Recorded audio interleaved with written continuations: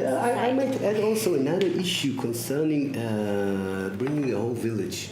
I think that sometimes we are afraid to bring the village because we have in our Western culture kind of a state of mind that there is the right way to raise children and there is the wrong way.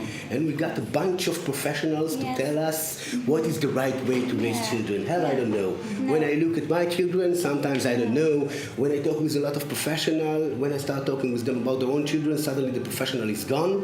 What we really need is to change, to make a shift in our state of mind. And you know what? When we say that we want to recruit a village, there are some people in this village that I don't like. There could be the aggressive uncle.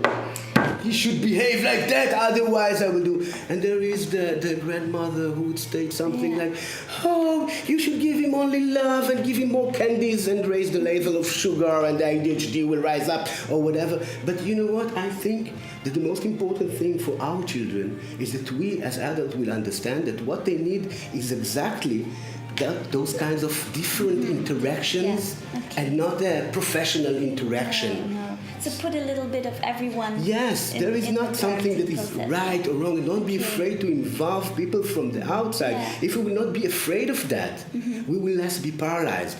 And also there is the question of being able to state as a parent or as a Begeleiter or as a teacher, I need help.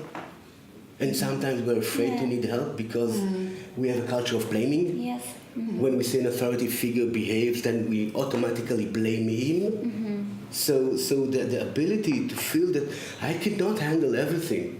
In many cases, when I have big troubles, what I will first do is not look what I'm doing wrong or what the child is doing wrong. I will try to look around for support. Do I have support? If I don't have support, maybe I'm going the wrong way. If I will recruit support, well, I'm not alone. And then I can handle the child in a much better way. You firmly believe in the collectivity of parenting, right?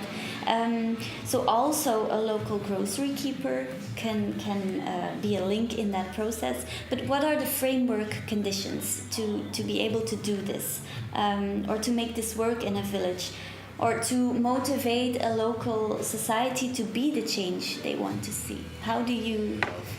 It's like in our culture, if you can't handle the child, then you failed. And it's not... And we need to overcome that feeling of failing. If I ask for help, that means that I failed. No. I think that in many circumstances we can get the help that... Some part of the help that we need from the environment to ask. But then again, to keep in mind also that when we get help, we will not get the exact help that we wish for. We will get it in a different form than we wished for, or putting it into simple terms, every time that my mother-in-law comes to our house and I have to deal with her, then my wife tells me, you see, you wanted the village, you got the village. But then there is a trade-off. There is a trade-off. But you know what? I sometimes say I prefer 10 hours with my mother-in-law than 5 hours with my two excited boys. So there is a trade-off. We can get some help if we will ask for that. Don't think that you will get exactly the help that you need, and be flexible. Flexibility is very important in order to build bridges, in order to make the hearts more closer. And I think at the beginning and at the end, all human people want to connect.